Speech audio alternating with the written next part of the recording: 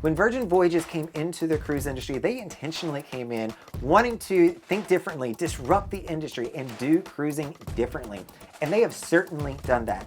Now, they haven't gotten everything correct, but there are 7 key things I think they truly have gotten correct that Royal Caribbean could learn from. And by the way, Royal Caribbean, all of these are extremely doable. Hey everybody, it's Brandon, the Weekend Cruiser, where I go on a weekend cruise just about every weekend. And going on Virgin Voyages, I've really learned they do certain things that I really like. And so I wanted to share those with you so that hopefully we can bring those over to Royal Caribbean. The first one is going to be allow the crew on Royal Caribbean to dress more casually. This is something that I notice here on Virgin Voyages. Most of the crew are wearing t-shirts and polos, still issued by Virgin Voyages. You can still tell they work here, but they're gonna be more casually dressed and probably more comfortable. The outfits on Royal Caribbean don't always have to be freshly starched and look amazing. It's just not necessary all the time. I think it's also putting your cruisers these days who are extremely casual. Casual, I think, keeps moving in a more casual direction every single cruise I go on, now juxtaposed against a more formal crew member. And it seems a little unbalanced. I want them to come more closer together where us guests are a lot more casual on most nights and the crew can look a little bit more like we do. The second thing that Virgin Voyages does extremely well that I personally love is gratuities are included. This is a huge one for me. I love the fact that gratuities are included. Royal Caribbean, you know, because you've heard this, that when people go on your sailing, they don't actually always know that they're gonna have automatic gratuities. If you are a family of 4 coming on board, that is gonna be a lot of extra money you may not have thought you were gonna spend. And I also think that, it's a bit of a bait and switch. It is a shady marketing practice to say your cruise costs this, and then when I get here, you're charging me $16 per day per person, regardless of age, for gratuities. It would be very easy to just say, let's make those gratuities mandatory, make it a line item in the cruise fare where you can still see gratuities are paid, and just bill it to us and make it mandatory. I also think that this is probably one of the main reasons, casual clothing a little bit, but I think it's truly that gratuities are included on Virgin Voyages on why their crew members are visibly happier than they are on Royal Caribbean. I'm not saying Royal Caribbean's crew members are not happy. I am saying that on Virgin Voyages, they come off as much more happier and more interactive with the guest. So this third one is a personal pet peeve of mine, and that is the number of announcements through the public announce system, the PA system out in the hallways on Royal Caribbean is over the top. There are too many of them.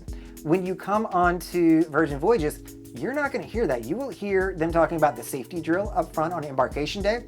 You will hear the captain welcome you, and then you're not going to hear from them again unless there's an alpha call. On Royal Caribbean, you're going to hear it for bingo, port and shopping. You're going to hear it if there's an entertainment show. You're going to hear it for the champagne auction. You're going to hear the noon announcement from the captain. There's so many announcements that are coming through. But my worst one, or my favorite one, I don't know how to say it in this case, is it's gonna be a perfect day. Only singing I'm gonna do for YouTube ever. But I don't need an alarm clock at 8 a.m. when we get into Coco Cay to wake me up. I'm an adult. I can wake up on my own time or set an alarm clock. And if I don't want my kids to miss an experience and I want them to maximize their cruise, I'll set an alarm clock for them to get them off the ship. The other thing that they do here, and this will be like a sub one, is instead of making those announcements via the public address system, use the phone. Send it through the Royal Caribbean app. Send us a notification. Virgin Voyages sends notifications on the phone. It's a lot less intrusive, and honestly, I see more of them because I'm not going in the hallway all the time to listen to the public announcement system chirping away. And speaking of things that the app can help with Royal Caribbean, there's better ways we can do My Time Dining. So let's talk about how My Time Dining is flawed. You don't actually have a time. You can just show up whenever you want to, but then you have to wait in what's normally a significant line, or you need to go through and actually schedule a time. Again, let's use the phone. Something that Virgin Voyages does is you have to make reservations for each night of your sailing.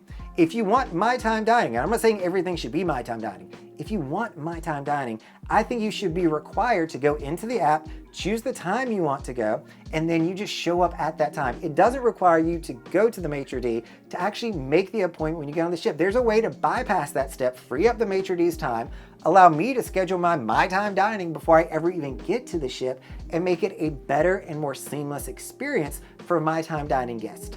And this fifth one here, Royal Caribbean is really moving away from.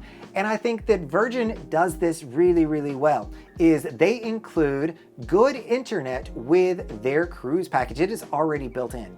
I think that I personally have come to an acknowledgement that if you are coming on a cruise, you're gonna want some kind of connectivity. You don't necessarily need, to be able to watch YouTube videos and stream from Netflix, but I think you're gonna wanna be able to email, text, use WhatsApp, and maybe even do a voice data call in one of those situations so that you can stay connected back home.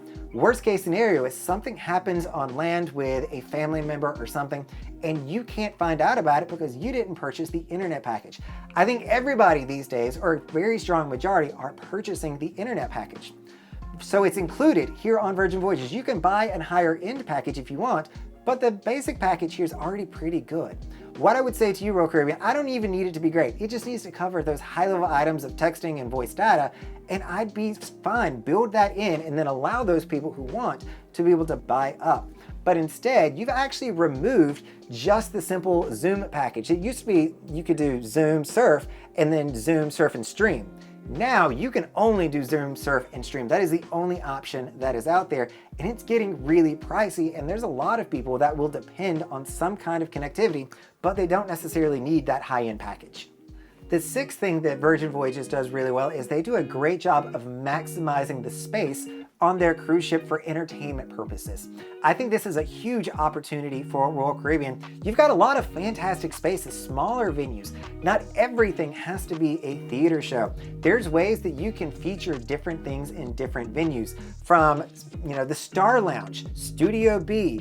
You've got the Enchanted Lounge on some of the older ships, the Music Hall. There's all these small, cute little places that you can host things. Even in Belarus, like on times when there's not a lot of people there, you can host events there. And I think that this can be, number one, crew members that already have a talent or something that they'd be more than glad to come and share with us guests. Or maybe it's just contracting with your headliners a little bit different to say, hey, would you mind spending 15 or 20 minutes hanging out in Belarus to do a show? Or maybe we have you do a smaller kind of downscaled show where people can get to know you better in the Star Lounge and make really good use of that space. I feel like there's a lot of space on Royal Caribbean that's just going to waste. We're not utilizing it to its full extent, and I absolutely think that there could be more shows and more things going on there. And the seventh one is probably more specific to just me. I don't know a lot of people that are like this, but your exercise classes and fitness classes do not have to only be before 10 o'clock in the morning. Some of us need multiple cups of coffee, 2 meals before we ever even think about going to the gym. Here on Virgin Voyages, I'm signed up for a spin class at 3 o'clock this afternoon. There was a guided meditation yesterday at 6 p.m. There are certainly things that people don't want to do in the morning. We'd rather do it in the afternoon. Give us a little bit more of an option sometimes. Vary it up so that we can still take part in those. I would love to do these things. And by the way, spin classes are revenue generating for you, Royal Caribbean. And I'm not doing it because you offer it too early in the morning. And one of the biggest differences between Virgin Voyages and Royal Caribbean is the no kid difference. Now, this is something that Royal Caribbean will never do. This is not doable for Royal Caribbean at all. But if that's an experience you're looking for, make sure you're checking out this video on the no kid difference with Virgin Voyages. All right, everybody, this is Brandon, the Weekend Cruiser, hoping to see you on a weekend cruise soon.